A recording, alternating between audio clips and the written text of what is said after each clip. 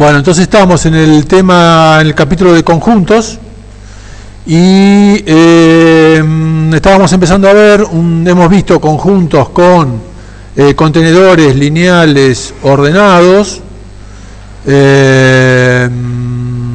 vectores y listas, y empezábamos con diccionarios, que diccionarios habíamos dicho, la particularidad de diccionarios es como un conjunto, pero no vamos a tener las operaciones binarias, y llama a una implementación bastante eficiente, muy eficiente, que es por tablas de dispersión. De paso, ustedes ahí es una introducción a entender lo que son las tablas de dispersión, que es una tabla de dispersión. El tipo abstracto de dato correspondiente a la implementación, la STL, era hasta hace poco se le llamaba hash set, y a partir de, no me acuerdo qué año, de qué norma, pasó a ser un ordered set, conjunto no ordenado, conjunto desordenado. ¿Por qué? Porque vamos a ver que después en las otras representaciones de conjuntos de la STL, cuando recorremos al conjunto, lo recorremos en forma ordenada, porque lo que hace es mantener los elementos dentro del conjunto en forma ordenada. En cambio, justamente no, lo mantiene desordenado, por eso se le llama entonces un ordered set. Bien, entonces básicamente lo que decíamos es que dividíamos el espacio, digamos, el conjunto universal, en una serie de buckets o bins, de baldes o cubetas. En castellano lo traducen como cubetas a veces. Al número de cubetas le llamamos B mayúscula. Y entonces típicamente, por ejemplo, si nuestro conjunto va a tener 100 elementos, podemos tener 200 cubetas, pongámosle. Así, el número de cubetas es típicamente cercano al número de elementos que tenemos en el conjunto. Bien. Entonces, todo se basa en que vamos a tener una función, que le llamamos función de dispersión, H, por eso le llaman tablas de dispersión, que toman al objeto que voy a guardar en la cubeta, en la tabla, en un ordered set, la tabla de dispersión, y lo dispersa. Dispersa quiere decir que lo trata de mandar en la forma lo más aleatoriamente posible, pero es un poquito contradictorio porque es en forma aleatoria, pero a su vez determinística, ¿no es cierto? Lo tiene que mandar a una cubeta, dado el elemento, me tiene que decir en qué cubeta está. Por ejemplo, podríamos pensar, si son strings, si son cadenas caracteres, podríamos tomar el índice ASCII del primer carácter. Entonces, todas las palabras que empiezan con A van a ir a la cubeta 0, todas las que empiezan con B a la cubeta 1, y si tengo 26 cubetas, cada elemento, a cada string le va a corresponder una cubeta. Obvio, tenemos que ver cómo vamos a hacer, porque dos palabras que empiecen con A van a querer ir a la primera cubeta, ¿no es cierto? Entonces, ahí vamos a tener un problema, ya vamos a ver cómo lo vamos a resolver eso. Pero entonces tenemos una función H, que dado un elemento del conjunto universal, si son strings, un string, si son enteros, un enteros, me da un numerito que es en qué cubeta lo tengo que poner. Tiene que ser un número entre 0B cerrado o abierto, o sea, entre 0 y B menos 1, ¿no?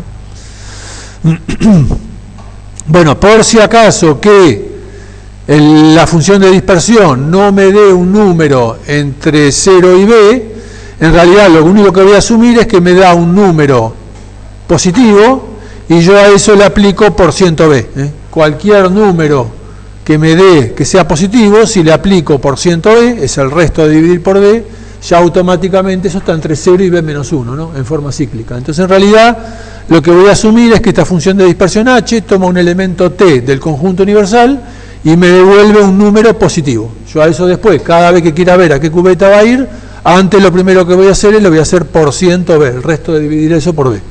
Y ahí sí estoy seguro que está entre 0B. Bien, entonces, por ejemplo, típicamente, por ejemplo, voy a tener un vector, si los elementos son de tipo LMT, voy a tener un vector de LMT V de tamaño B.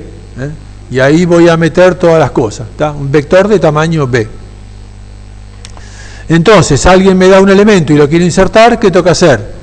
Le toca aplicar la función de dispersión, h, a ese resultado me da un número positivo, a ese resultado le hago el porciento b, me da un número entre 0 y b, entre 0 y b menos 1 en realidad, 0 y b cerrado abierto, y entonces con ese numerito me voy al vector y miro en esa posición en el vector si está o no está, lo inserto o no lo inserto, etcétera, ¿no? O sea que en principio, así como lo cuento rápidamente, esta es la historia corta diría que todas esas operaciones van a ser orden de 1, ¿eh?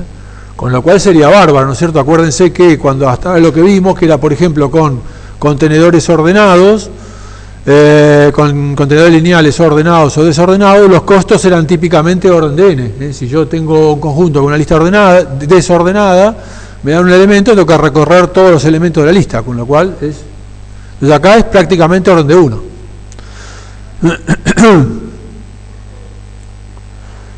Pero bueno, normalmente yo voy a tener que usar, ya digo, si tengo, por ejemplo, si mi conjunto tiene 1000 elementos, voy a usar, pongámosle, 2000 cubetas, ¿no es cierto? Pero bueno, puede pasar que dos elementos quieran ir a la misma cubeta, ¿eh? Ya después vamos a ver cuál es la probabilidad de que ocurra eso, ¿no es cierto? Cuando dos elementos distintos quieren ir a la misma cubeta, a eso decimos que hay una colisión, ¿eh?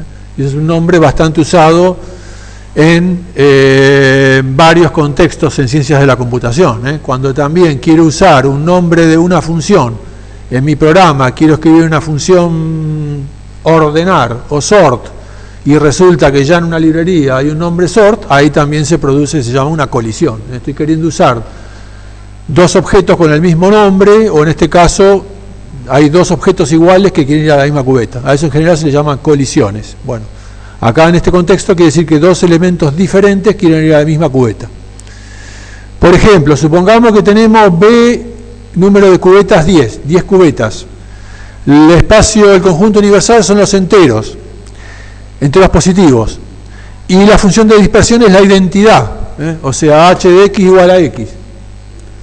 Bueno, por supuesto, si me dan el elemento 123, va a ir a la cubeta 123, pero yo no tengo 123 cubetas, tengo 10 cubetas, entonces ¿qué hago? Bueno, para eso acuérdense que siempre hacía h de x por ciento b, ¿no es cierto? El resto dividir eso por b. Bueno, entonces en muchos de estos ejemplos convenientemente usamos número de cubetas 10, ¿por qué? Porque cuando dividimos un entero y le hacemos el resto de dividir por 10, ¿cómo se hace? ¿Qué es eso? Cuando tengo un entero, 123 por 110, ¿cuánto es? 3, el último dígito, ¿no es cierto? 2524, 1325, ¿cuánto es eso por 110? 5, el último dígito. Entonces, por eso, convenientemente, en muchos ejemplos van a ver que aparece número de cubetas 10, porque es fácil calcular el resto, para un ejemplo, cuando uno lo escribe a mano alzada, ¿eh? Bien, entonces, tenemos 10 cubetas y me dan estos enteros, 1, 13, 4, 1, 24, me dicen insertarlos en ese orden en la tabla. Bueno, me dan el número 1 y va a la cubeta 1, ¿ok? Me dan el 13 y va a la cubeta 3, 4 va a la cubeta 4, 1 me dan el 1, va a la cubeta 1, ¿no es cierto? Pero ya hay un 1. ¿Hay una colisión ahí? No, porque es el mismo elemento. No, como es un conjunto, no tengo que hacer nada, ¿tá? No hay problema con eso. La colisión en conjunto se produce cuando dos elementos diferentes quieren ir a la misma cubeta, ¿tá? Ahora sí, viene el 24, quiere ir a la cubeta 4, en la cubeta 4 ya está el 4, y ahí sí se produce una colisión. Tengo que decidir qué voy a hacer cuando hay colisiones, ¿tá? Ya vamos a ver cuán probable o no es que haya una colisión. Bien, bueno, uno podría pensar, la primero que uno podría pensar ingenuamente, decir, bueno, para evitar las colisiones voy a hacer que tengo muchas cubetas, ¿eh? Supongamos que tengo mis elementos, voy a tener conjuntos con 1000 elementos, bueno, voy a usar 1.000.000 de cubetas, ¿eh? Entonces la probabilidad de que dos vayan a la misma cubeta es muy baja, ¿eh? Bueno, es un pensamiento ingenuo y en realidad hay un efecto que se llama el efecto de cumpleaños. Ahora vamos a explicar por qué se llama así. Es bastante curioso y da de hecho a lo que se llama un efecto. Hay un ataque informático, un ataque en seguridad informática, hay un ataque que se llama el ataque de cumpleaños, que explota este efecto de cumpleaños. En inglés, birthday effect y birthday attack. Muchos piensan ingenuamente que el birthday attack es querer usar como password en un sistema el cumpleaños, la fecha de cumpleaños de la persona, y no, es el efecto este que vamos a contar ahora. Bueno, la historia es así.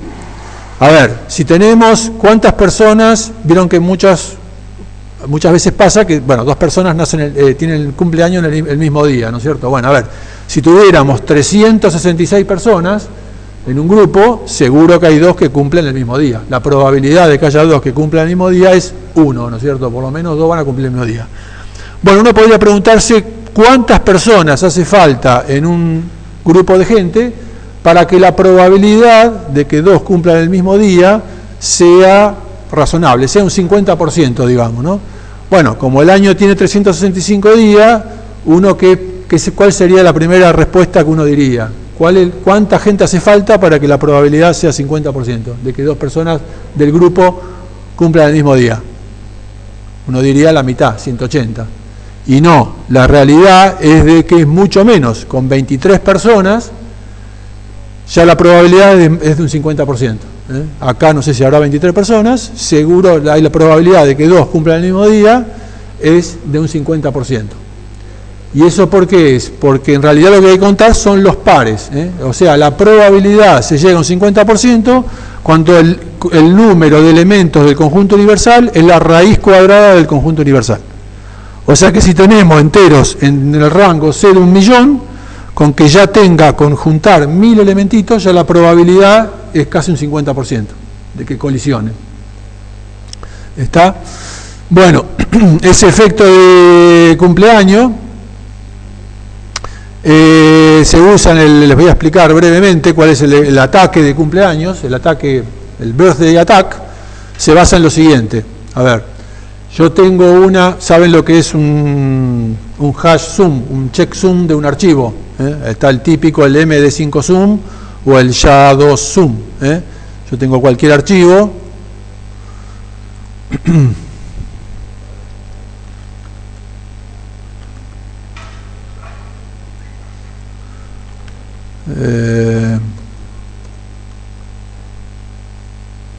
Tengo, por ejemplo, esto que es el video que estoy grabando. Tiene 39 millones. Le corro MD5 sum de bytes. Le corro esto. Bueno, en realidad a ese no porque está variando, pero se lo corro a otro que está por ahí. Le corro este programita MD5 sum y me da una cosa que se llama la asignatura digital, la asignatura criptográfica de ese archivo, con ese algoritmo que es el algoritmo MD5 sum. Es una cadena de, no me acuerdo cuántos son 32 caracteres hexadecimales, y que no es único, porque obvio, no puedo tener con 32 caracteres hexadecimales, no puedo representar en forma única un archivo que tiene 39 millones de bytes, ¿no? Seguro que hay muchísimos archivos de 39 millones de bytes que tienen la misma asignatura topográfica. No puedo hacer un mapeo 1 a 1 entre un conjunto tan chiquito, el conjunto de los 32 caracteres hexadecimales, con archivos que tienen 39 millones de bytes. Lo que tiene estas funciones como la MD5 sum es que me dan una asignatura que si alguien quiere construir, si yo le paso la asignatura y alguien quiere construir un archivo con esa asignatura, es prácticamente imposible. La única forma de hacerlo es ir probando y probando y probando, tantos como dígitos tenga la asignatura, hasta llegar a uno que da esa asignatura. ¿Está? La única forma de hacerlo es por fuerza bruta. Como tengo 32 hexas, 32 hexas, ¿cuántas posibilidades hay? Bueno, 16 a la 32, eso es 3 a la 38. Probablemente sea parecido a la cantidad de átomos que hay en la Tierra, para que tengan una idea, ¿tá? O sea que es prácticamente imposible. Bien, entonces, ¿cómo se funciona el ataque de cumpleaños? El ataque de cumpleaños funciona en que hay dos personas y quieren firmar un contrato, ¿no es cierto? Yo quiero firmar un contrato en el cual digo, te debo 1.000 pesos, ¿no es cierto? Ese contrato no es así de simple, es muy grande, tiene 500 páginas. Entonces nosotros tendríamos que firmar esas 500 páginas, lo cual es muy voluminoso. Entonces, en vez de hacer eso, ¿qué hacemos? Agarramos todo el contrato, que es un PDF grandote, le aplicamos la función MD5Sum y en realidad firmamos una sola hojita donde decimos el contrato cuyo MD5Sum es esto que está acá, es válido y lo firmamos los dos. ¿En qué se basa eso? En que si yo ahora lo quiero adulterar y quiero reemplazar, en vez de 1.000, quiero reemplazar y decir, no, vos no me debes 1.000, me debes 1.000.000, si lo modifico, se va a modificar la asignatura. ¿Tá? Ahora, ¿qué puedo hacer yo? Yo podría agarrar, como hay muchos archivos, yo podría agarrar al 1.000, agregarle los 3 ceros y además perturbar el documento en ciertas posiciones donde hay un espacio, poner 2 espacios, donde hay una coma, poner espacio y coma, cambios que no se repercuten, no cambian el texto del contrato, y empiezo a probar con todas esas permutaciones hasta encontrar uno que tenga la misma asignatura criptográfica, ¿tá? Que tenga el mismo MD5Sum. Pero claro, como para hacer eso tengo que probar 3 por 10 a la 38 veces, me cuesta mucho y no lo puedo hacer. El ataque de cumpleaños, ¿en qué se basa? En el efecto de cumpleaños, en que en realidad yo no hago eso, no agarro el documento original y lo empiezo a perturbar, sino que agarro los dos documentos originales, uno el que dice 1.000 y otro el que dice 1.000.000, y a los dos los voy perturbando, ¿tá? Entonces, si hago eso, por el efecto de cumpleaños, tengo pares de documentos y entre sí es más probabilidad que haya colisiones. Y en realidad, con raíz cuadrada de este número, raíz cuadrada de 3 por 10 a la 38, que entonces pasa a ser del orden de 10 a la 19, muchísimo menos, con eso ya logro 2 documentos que tengan la misma asignatura criptográfica, uno dice 1.000 y el otro dice 1.000.000. A vos te hago firmar el que dice 1.000 y después yo ante el juez presento el que dice que me debes 1.000.000. ¿Está? Eso se basa. Bien. Sigamos con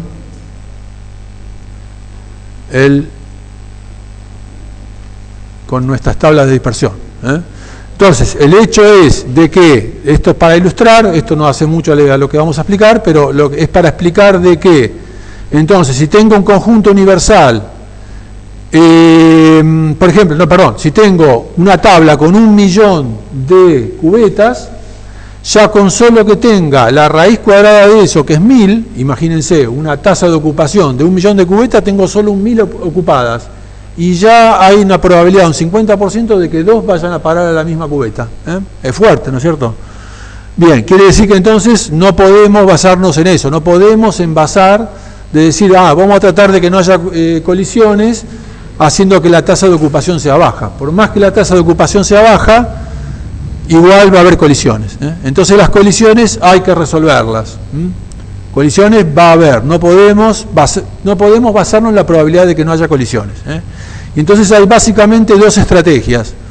Una, usar tablas de dispersión abiertas y a una se le llama tabla de dispersión abiertas y a la otra tabla de dispersión cerradas. Vamos a explicarlas abiertas primero. En las tablas de dispersión abiertas, los elementos no los vamos a guardar en un vector de elementos, sino en un vector de listas de elementos. O sea, cada cubeta no va a ser un simple baldecito que contiene un solo elemento, sino en realidad es un baldecito infinito, digamos, un baldecito que puede contener infinitos elementos, ¿está? Es un vector de listas, como las listas pueden contener infinitos elementos, bueno, las cubetas no se me van a llenar nunca. Entonces, básicamente me dan un elemento, le calculo la función de dispersión, le hago %b, eso me da el número de cubeta, voy a la cubeta, que es una lista, y me fijo. Por ejemplo, si me dicen insertarlo, bueno, tengo que recorrer todos los elementos de la cubeta, la lista, ver si ya el elemento ya está. Si el elemento ya está, no hago nada. Si no está, tengo que insertar el elemento en esa cubeta, o sea, en esa lista. Bueno, las cubetas, ahí, a partir de ahí es como que cada cubeta pasa a ser un conjunto, ¿no es cierto? Bueno, podrían ser ordenados o desordenados. Bueno, nosotros vamos a basar en que son contenedores lineales desordenados, listas desordenadas vamos a poner. Bien, o sea, nos vamos a basar en que vamos a basar el TAT diccionario para contar la dispersión abierta con listas desordenadas. Después vamos a explicar las listas de dispersión cerradas. Por ahora van a ser abiertas y cada cubeta va a ser una lista desordenada. Entonces, la inserción de un elemento pasa por calcular el número de cubeta, eso implica aplicarle la función de dispersión, y después al %B, esa es la cubeta a la cual el elemento quiere ir. Eso es la cubeta, entonces es una lista. Tengo que recorrer la lista. Si el elemento está en la lista, no hago nada, porque ya está. Si no está en la lista, bueno, lo inserto, como es desordenada, lo puedo insertar en cualquier elemento. Puede ser en, puede ser Bigan, como es una lista, me da lo mismo insertarlo en cualquier lugar. Bien, entonces el costo de inserción es, en el peor caso, cuando el elemento no está en la lista, porque tuve que calcular la función de dispersión, todo eso es orden de 1, %B es orden de 1, y después ahí tuve que recorrer la longitud de la lista. Como el elemento no estaba en la lista, tuve que recorrer toda la lista. Y el costo es proporcional a la longitud de la lista, pero no a la cantidad total de elementos que tengo en el contenedor, sino a los que están en la lista. Bien, si tenemos en elementos en la tabla de dispersión y el número de elementos por cubeta y tengo B mayúscula cubetas, ¿cuántos elementos tengo por cubeta? Y bueno, en promedio tengo N sobre B.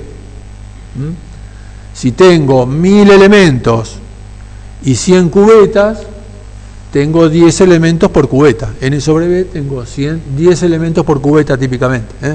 Y si tengo 1000 elementos y 10.000 cubetas, tengo 0.1, un 10% de cubeta ocupada.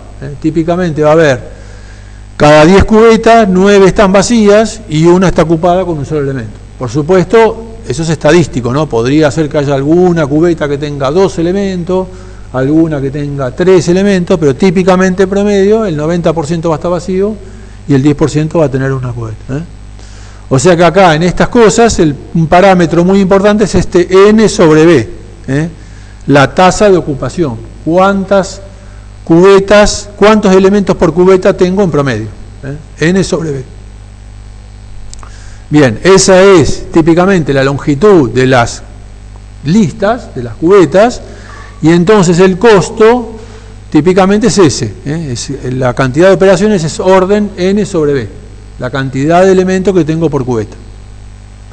Todo esto, por supuesto, se basa en el hecho de que asumo de que la función de dispersión es muy buena. ¿Qué sería una función de dispersión muy buena? Una que me garantiza, que me trata de distribuir los elementos lo más apropiadamente posible. Cuando hoy decíamos, por ejemplo, vamos a ver, cuando hoy decíamos para strings tomar el primer carácter, bueno, por ejemplo, si fueran apellidos de personas, no sería muy bueno, ¿no es cierto? Porque hay apellidos, seguro que hay mucho más apellidos que empiezan con A, por ejemplo, o con M, seguro que hay letras que tienen mucho más apellidos que otros, que con X, por ejemplo. Entonces, esa no sería una buena función de dispersión. Bueno, hay toda una historia con las funciones de dispersión, y de hecho las mejores funciones de dispersión son esas como les mostré hoy. La MD5 es una función de dispersión casi perfecta. La probabilidad de que haya una colisión es la que dice la teoría, como si prácticamente lo distribuyera en forma aleatoria, digamos. Bien. Bueno, entonces el costo es, asumiendo que la función de dispersión es muy buena, los elementos son distribuidos en forma muy uniforme entre las cubetas. En promedio tengo N sobre B elementos por cada cubeta, por lo tanto el costo es orden N sobre B. Bien, y ahora a ese N sobre B le tenemos que poner un 1. ¿Por qué? Porque no solo está en recorrer las cubetas, sino que por lo menos tengo que calcular la función de dispersión, lo cual por lo menos es una operación. Ahora bien, en otras cosas hemos dicho, bueno, por ejemplo, muchas veces que ponemos orden de n, si hay alguna operación que es 1, orden de 1, la tiramos, ¿no es cierto? Porque siempre n, en el límite n tendiendo a infinito, n es mucho mayor que 1, y por todas las reglas orden de, qué sé yo, que me he cansado de explicar, uno lo tira. Pero ¿qué pasa? N sobre b es el cociente de dos números, no necesariamente tiene que ser muy grande, no necesariamente es muy grande, ¿no es cierto? Podría ser muy chico. Podría ser que yo tengo números grandes, 1.000.000 de elementos y 100 millones de cubetas. 1.000.000 dividido 100 millones es 1%, es 0.01. O sea, este numerito n sobre b, por más que n y b sean grandes, como es un cociente, puede ser muy pequeño. Entonces, en este caso, tengo que mantener el 1. ¿Está? Es para que este número no, para que yo no diga que el número del costo de mi algoritmo es orden de 0, porque si hago n sobre b y ese número muy pequeño me daría 0. Entonces tengo que mantener el 1. En este caso hay que mantener el 1. Yo no puedo decir que n sobre b, por más que ambos sean números grandes, su cociente puede no ser grande, puede ser un número pequeño. Entonces en este caso hay que mantenerlo. Bien.